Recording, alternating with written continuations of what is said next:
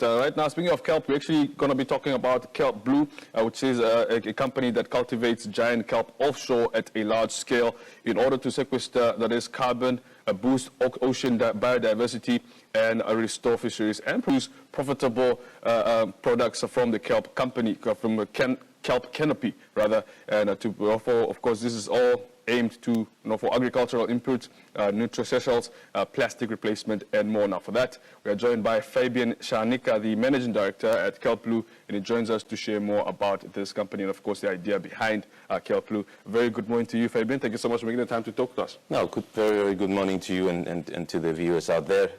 Really pleased to have you here. Absolutely. Yeah, and interesting, you mentioned kelp while doing the introduction. Actually, you can eat kelp. Oh, really? Yes. Oh, I mean, when you think about seaweed, it doesn't even look as delicious as, a food per se. But talk to us about the whole idea. When did the whole idea of, cultivating kelp come about, and what exactly does Kelp Blue does to cultivate this, and what's really the aim behind that? Yeah. So I think firstly around the idea of cultivating kelp, it's actually not something new. If you go back in history, kelp has been cultivated around the world. I think what is very new to what we're doing is how we do it.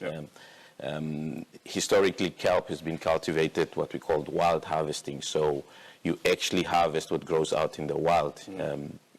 But what Kelp Blue is done is actually sort of turned it around the other way, because what's been happening historically, the wild harvesting has actually been very detrimental to the environment, to where the stocks or the available crops are actually declining.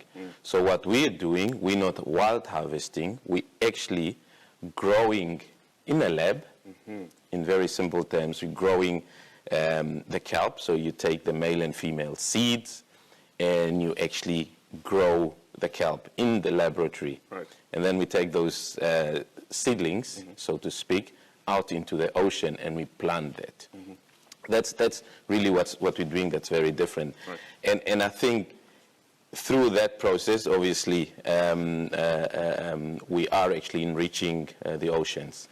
Hence, you typically see us saying rewilding the oceans. That's what we're doing. All right. When did this idea actually, flourish, and how long has this been going on for now, and how has that whole journey been since Kelp Blue's inception?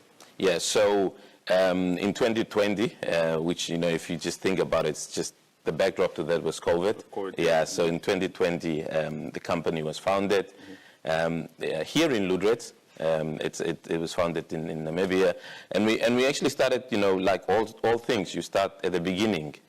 So a very small company, we went through the process of getting the environmental clearance certificates that are required. We had to get an aquaculture license for the Ministry of Fisheries. Yeah. So once all of that was in process, what we then did is to start a pilot phase. Right. So pilot really means you sort of testing the concept. Fast forward sort of 4 years later, I can tell you we've got well over 20 hectares of installed kelp in the ocean. We've got a factory. We've got a factory that can do up to 3 million tons of final product, also in Ludwig. And then in between, of course, this happens with people. We've got a team of well over 90 people in Ludwig working for us. So, of course, employment creation is one of the aims. Yeah, it's definitely it. But, the context to this is still pilot phase. Yeah. We are through that phase now where we're actually now scaling up.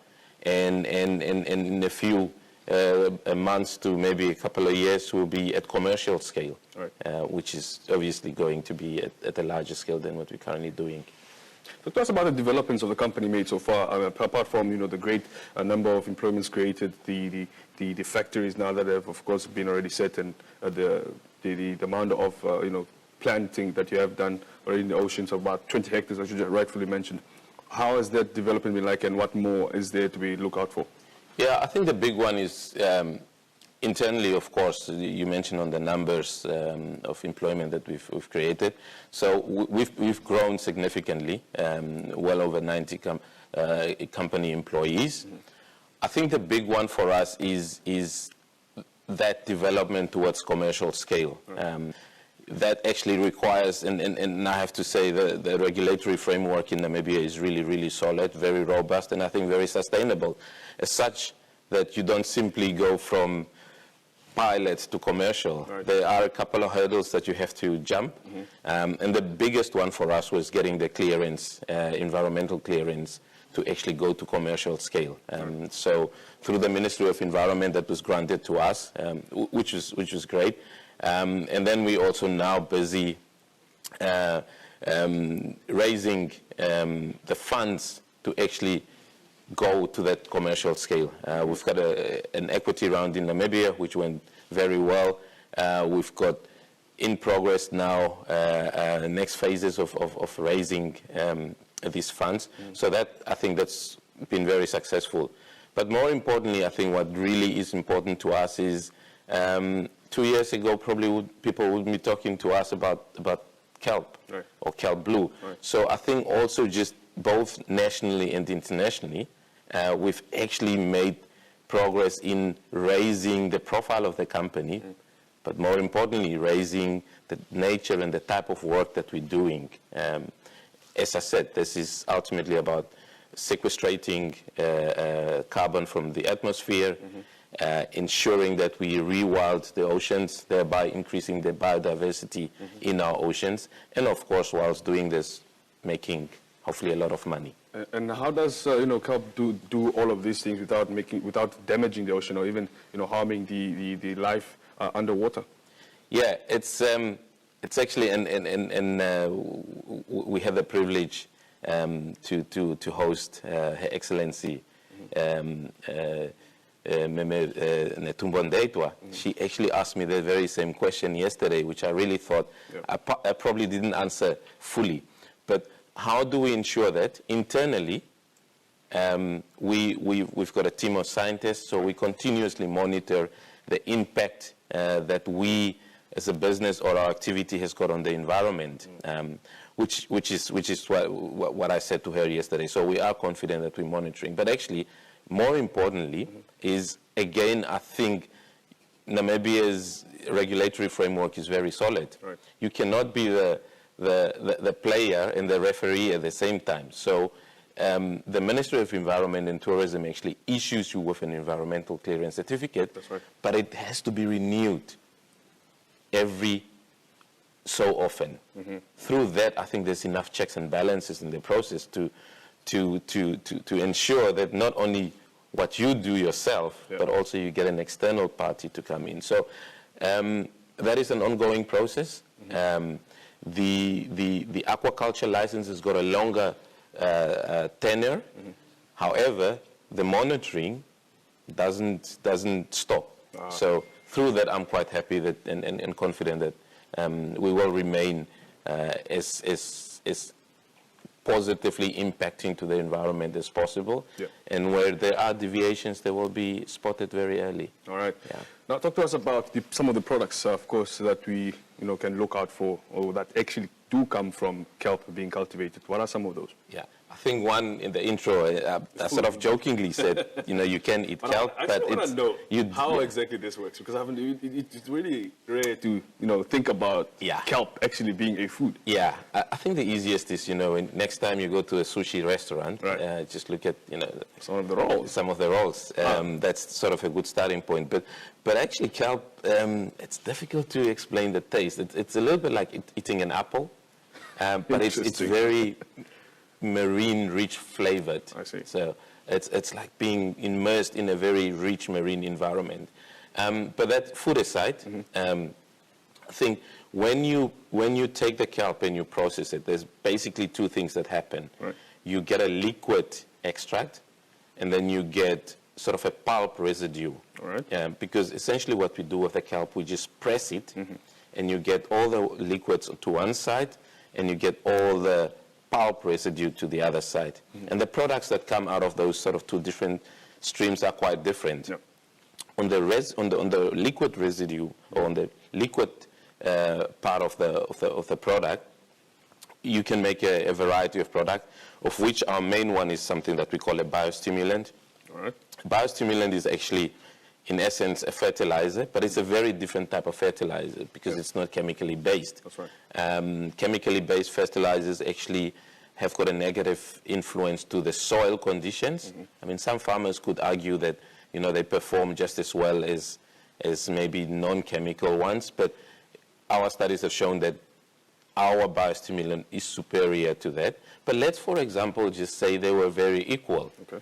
The mere nature that ours is naturally derived, it actually regenerates the soil conditions. So for us, that's sort of our anchor product, really. It is the main product that we produce. Okay. Interestingly enough, there's so many various products that can be produced. I've got a full R&D team in the company, and they constantly come up with all these different ideas. But biostimulant remains our key one. And of the pulp and the residue, our main product is we're looking at doing synthetic leather, or not synthetic, natural leather. As you know, I mean, leather comes from animals. There's now sort of, you know, a big move towards alternative forms of leather. Leather from kelp? From kelp. So wow. In actual fact, I kid you not, we did hand over a kelp leather bag to Her Excellency yesterday. So final product produced here in Ludretz. Yeah. So those are the key main ones. However, we constantly evaluate what else we can do because there's a multitude. Right. You can do bioplastics. You can do natural and sustainable fabrics. You can use it in the cosmetics industry. Wow. There's a multitude of uses. Indeed, a lot that you just mentioned there. But unfortunately, we're running a bit out of time. But one last big question: why Ludretz? If you can just give us a brief answer for that. Yeah, Ludretz, I mean, in general, Ludretz is such a blessed place. And the reason for that is just geological, or well, geographic, where it's located. Seawater conditions, that's what the kelp needs. It needs certain temperatures. You've got the Benguela current here, which is very nutritious, so the kelp eats or feeds from that. Yeah. And then, of course, I mean, Ludretz is in Namibia. There's a lot of socio-political advantages to operating in Namibia as opposed to anywhere else in the world. All right. Well, Fabian, our conversation unfortunately doesn't end here, but that's all the time we had for you this morning. Thank you so much for making the time to talk to us. Of course, a lot of things learned about what the discoveries, what actually kelp is trying to do, not only for the economy of Namibia, but of course also what is being developed. Quite interesting products you just mentioned there. But thank you so much for making the time to talk to us. Thank you very much for having me. Absolutely. Thank you. Well, that was Fabian Shanika, the Managing Director at Kelp Blue, just talking to us about, of course, what it is, what has been developed, and of course what we can also look out for in the future, of course, in terms of what kelp is going to be bringing onto the Namibian market.